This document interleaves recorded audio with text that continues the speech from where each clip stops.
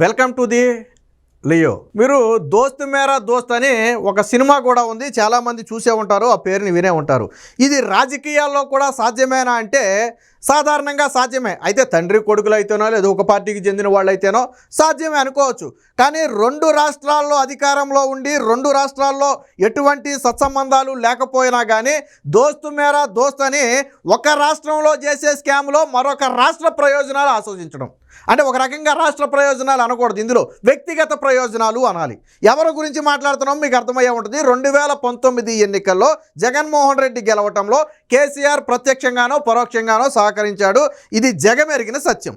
దాన్ని కాసేపు పక్కన పెడదాం, అది అయిపోయింది. మళ్ళీ 24 ఎన్నికలు కూడా అయిపోయాయి కాబట్టి ఇప్పుడు 24 ఎన్నికలకు వస్తే ఎందుకు మనం వీళ్ళ గురించి మాట్లాడుకోవాల్సి వచ్చిందంటే రెండు రాష్ట్రాల్లో రెండు ప్రధానమైన కేసులు నడుస్తున్నాయి. ఒకటి తెలంగాణలోనేమో ఫోన్ ట్యాపింగ్ కేసు నడుస్తుంది, నాటి ప్రభుత్వమైనటువంటి కేసీఆర్ అండర్లో జరిగిందని. ఇక్కడ ఏపీలోకి వచ్చేటప్పటికి జగన్మోహన్ రెడ్డి హయాంలో లిక్కర్ స్కామ్ గురించి జరుగుతుంది. వాస్తవానికి రాష్ట్రాలు వేరు, కేసులు వేరు. ఏంటి దీని సంబంధం అని మీకు ఒక అనుమానం రావచ్చు.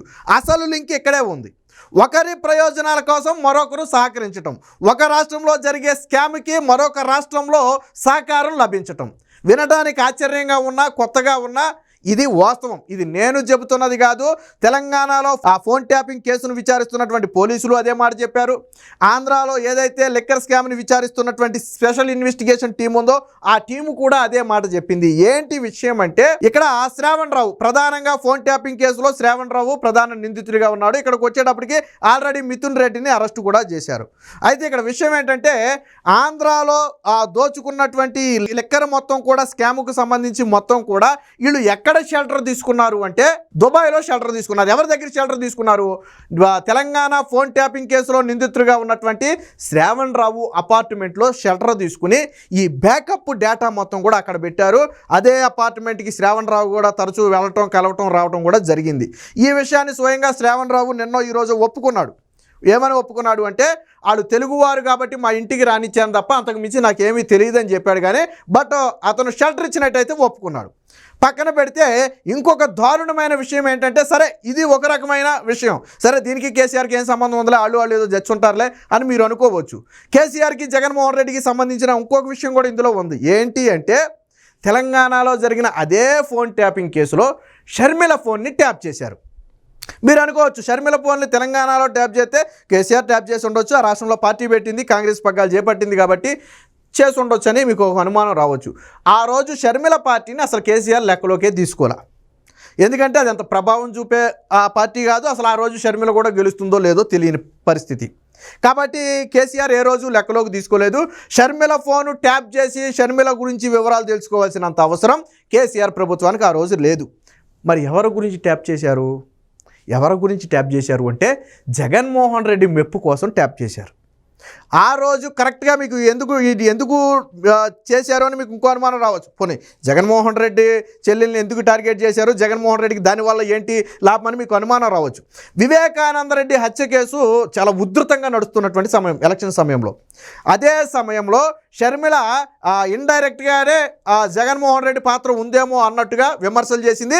అవినాష్ రెడ్డి పాత్ర ఉంది, అవినాష్ రెడ్డి హత్య చేయించాడు, నిందితులతో అవినాష్ రెడ్డికి సంబంధం ఉందని ఓపెన్గానే చెప్పింది షర్మిల. సో ఆ రోజు తీవ్రమైన ఈ వివేకానంద రెడ్డి హత్య కేసు అనేది అప్పుడు ఆంధ్ర ఎన్నికల సమయంలో బాగా హాట్ టాపిక్ అది. కాబట్టి ఏం చేశాడు, షర్మిల ఏమన్నా చంద్రబాబు గారితోనో లేదా ఇంకొకరితోనో మిలాఖత్ అయిపోయి ఏమన్నా జగన్మోహన్ రెడ్డిని ఇబ్బంది పెడుతుందేమోననే ఒక ఉద్దేశంతో ఏం జరుగుతుందో తెలుసుకోవడం కోసం షర్మిల ఫోన్ ట్యాప్ చేయించారు. అంటే జగన్మోహన్ రెడ్డి మెప్పు కోసం వాళ్ళు చేసినటువంటి ఆ ఫోన్ ట్యాపింగ్ వ్యవహారంలో షర్మిల నెంబర్ కూడా చేర్చి షర్మిల ఎవరితో మాట్లాడుతుంది, దేని గురించి మాట్లాడుతుంది అనే విషయాలు మొత్తం కూడా విని జగన్మోహన్ రెడ్డికి చేర్చారు.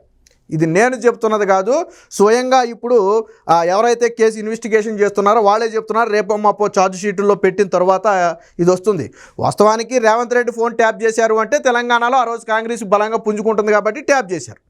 మరి బీజేపీ ఫోన్ ఏదన్నా ట్యాప్ చేశారు అంటే ఆ రోజు రాజకీయంగా తెలంగాణలో బీజేపీ కూడా గట్టి పోటీ ఉంది కాబట్టి ట్యాప్ చేశారు. షర్మిల అసలు లెక్కలో లేని పార్టీ ఆ రోజు, కానీ షర్మిల ఫోన్ కూడా ట్యాప్ చేశారు. రీజన్ ఏంటంటే జగన్మోహన్ రెడ్డికి సహకరించడం. నేను అందుకనే చెప్పా దోస్త్ మేరా దోస్త్ అని. వాస్తవానికి రాష్ట్రాలు వేరు, ముఖ్యమంత్రులు వేరు, వీళ్ళకేమీ ఫ్యామిలీ సంబంధాలు కూడా లే, కానీ ఒకరికొకరు సహకరించుకున్నాడు. ఇటు లిక్కర్ స్కామ్లోనేమో వెళ్ళిపోయి ఫోన్ ట్యాపింగ్ స్కామ్లో ఉన్నవాడు ఇంట్లో ఉంటారు. ఫోన్ ట్యాపింగ్లోనేమో జగన్మోహన్ రెడ్డికి కావాల్సిన వాళ్ళ ఫోన్లు ట్యాప్ చేస్తారు. ఇప్పుడు అనుమానం ఏంటంటే టీడీపీ కీలక నేతలు ఇంకా చంద్రబాబు గారిదో లోకేష్దో లేదా పవన్ కళ్యాణ్ ఫోన్లో ట్యాప్ చేసి ఉంటారు అనే అనుమానాలు అయితే బలంగా ఉన్నాయి, వాదనలు అయితే నడుస్తున్నాయి. అది అవునా కాదా అనేది ఇన్వెస్టిగేషన్ టీం బయట పెట్టాలి. సో దీనికి సంబంధించిన వార్త కూడా ఒకటి వచ్చింది, ఒకసారి చూద్దాం. దోస్త్ మేరా దోస్త్ వైసీపీ బీఆర్ఎస్ అవినాభావ సంబంధం, 2 చోట్ల దర్యాప్తుల్లో బయటపడుతున్న విషయాలు. జగన్ కోసం నాడు షర్మిల ఫోన్ ట్యాపింగ్, మద్యం కేసులో నిందితులకు ట్యాపింగ్ శ్రావణ్ రావు ఆశ్రయం. ట్యాపింగ్ కేసులో ప్రధాన దోషి. తన దుబాయ్ ప్లాట్లో ఆతిథ్యం, లిక్కర్ సొమ్ముతో తెలంగాణలో భూములు కొన్న రాజకసిరెడ్డి.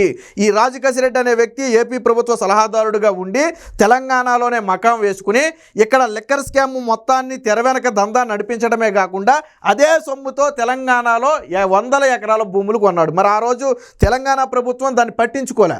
ఆ రోజు ఉన్నటువంటి ఐటీ కానీ ఇతర అధికారులు కానీ ఇంత సొమ్ము వచ్చిందని చెప్పి రాజకసిరెడ్డి ఎవరు ప్రశ్నించాల. అంటే తెలంగాణ ఆ విధంగా కూడా సహకరించింది ప్రభుత్వం. సో లావాదేవీలకు నాడు బీఆర్ఎస్ సర్కారు సాయం. అదే నేను చెప్పే కదా, ఇప్పుడు కొనుగోలు అమ్మకాలకు సంబంధించి ప్రభుత్వ సాయం లేకుండా అంత 100,000 కోట్లు పెట్టి కొనుగోలు అనేది సాధ్యం కాదు. సో అప్పుడు ఏం చేశారు, అంతా లెక్కర సొమ్మని తెలుసు, జగన్మోహన్ రెడ్డి బినామీల సొమ్మని తెలుసు కాబట్టి ఆ రోజు అలాగా సహాయం కూడా చేసుకున్నారు. రాజకీయ పార్టీలు కూటములు కట్టడం మామూలే, లోపాయికరంగా సహకరించుకోవడం సహజమే. కానీ పార్ట్నర్స్ ఇన్ క్రైమ్ అంటే చేసే క్రైమ్లో పార్ట్నర్స్గా ఉండటం, అది కూడా 2 వేరు రాష్ట్రాల్లో జరిగిన క్రైమ్స్, అవి 2 క్రైమ్సే. సో పార్ట్నర్స్ ఇన్ క్రైమ్స్ తరహాలో అక్రమాల్లో అవిభక్తంగా కలిసిమెలిసి సాగటమే ఓ విచిత్రం. ఆ 2 పార్టీలు తెలంగాణకు చెందిన బీఆర్ఎస్, ఏపీలో జగన్ అధ్యక్షుడిగా ఉన్న వైసీపీ. తెలంగాణలో ఫోన్ ట్యాపింగు, ఏపీలో మద్యం స్కామ్పై ఒకే సమయంలో వేరువేరుగా జరుగుతున్న దర్యాప్తులో ఆ 2 పార్టీల మధ్య ఉన్నటువంటి లింకులు బయటపడటం విశేషం అని చెప్పి వార్త వచ్చింది. 2019 ఎన్నికల్లో టీడీపీని ఓడించేందుకు జగన్కు బీఆర్ఎస్ సంపూర్ణంగా సహకరించింది అనేది బహిరంగ సాక్ష్యం. నేను మొదట్లోనే చెప్పి మీకు ఆ మాట. సో ఇక 2018లో తెలంగాణలో బీఆర్ఎస్ మళ్ళీ అధికారంలోకి రావాలని వైసీపీ 1000 దేవాలకు మొక్కుకుంది. లోపాయికరంగా దీంట్లో కూడా ఒకటి ఇది ఉంది. 2018లో బీఆర్ఎస్ అంటే నాడు టీఆర్ఎస్గా ఉంది. టీఆర్ఎస్ పార్టీ గెలిస్తే జగన్మోహన్ రెడ్డికి సహకరిస్తారు అనేది జగన్మోహన్ రెడ్డి కూడా తెలుసు. సో ఆర్థికంగా పార్టీకి సహాయం చేశాడు అనేది కూడా ఒక వాదన, కాదనలేని సత్యం. అంటే 2018లో టీఆర్ఎస్ పార్టీ గెలవాలి, కేసీఆర్ గెలవాలని అప్పుడు అపోజిషన్లో ఉన్నటువంటి జగన్మోహన్ రెడ్డి ఆర్థికంగా కూడా సహకరించాడు. సో తర్వాత కేసీఆర్ జగన్మోహన్ రెడ్డి గెలుపుకు సహకరించాడు. సో దీనికి సంబంధించిన మరొక వార్త కూడా ఉంది, చూద్దాం. కేసీఆర్ తనకు పెద్దన్న అని జగన్ ఎన్నోసార్లు చెప్పకనే చెప్పారు. వారిద్దరి మధ్య రాజకీయాలకు మించిన బంధం, అది కాస్త అక్రమాల్లో సహకరించుకునేదాకా వెళ్ళిందని ఇప్పుడు స్పష్టమవుతుందని చెప్పి చెప్పడం జరిగింది. జగన్ కోసం షర్మిలపై నిఘా. తెలంగాణలో సంచలనం సృష్టించిన ఫోన్ ట్యాపింగ్ వ్యవహారంలో ప్రత్యేక దర్యాప్తు సంస్థ సిట్ విచారణ జరుపుతుంది. బీఆర్ఎస్ హయాంలో వైఎస్ షర్మిల ఫోన్ పైన నిఘా పెట్టినట్టుగా ఇప్పటికే స్పష్టమైంది. అప్పటికే సోదరుడు జగన్తో షర్మిలకు ఆస్తి విభేదాలు తలెత్తాయి. ఈ నేపథ్యంలోనే ఆమె ఎవరితో మాట్లాడుతున్నారు, ఏం మాట్లాడుతున్నారో తెలుసుకునేందుకు జగన్ కోరిక మేరకే నాటి బీఆర్ఎస్ ప్రభుత్వం షర్మిల ఫోన్ ట్యాప్ చేసినట్లుగా భావిస్తున్నారు. నాడు షర్మిల తెలంగాణ పార్టీ పెట్టింది కాబట్టి ఆ వివరాలు లాగేందుకు వాళ్ళు ట్యాప్ చేసి ఉండొచ్చు అని ఆ వైసీపీ ఇప్పుడు ముసలకన్నీరు కారుస్తుంది. కానీ అసలు కేసీఆర్ అసలు పార్టీనే లెక్కలోకి తీసుకోలే. కాంగ్రెస్ పైన ఆయన ప్రధానంగా గురిపెట్టాడు. కొందరు మీడియా ప్రముఖుల పైన నిఘా వేశారు. వెరసి కేవలం జగన్ కోసమే షర్మిల ఫోన్ను ట్యాప్ చేశారు అనటంలో ఎటువంటి సందేహం లేదు. ఇకపోతే మద్యంలో ట్యాప్ లింకులు అంటే మనం చెప్పుకుంది, తెలంగాణలో నమోదైనటువంటి ఫోన్ ట్యాపింగ్ కేసులో నిందితుడైనటువంటి శ్రావణ్ రావు బీఆర్ఎస్ పెద్దలకు సన్నిహితుడు.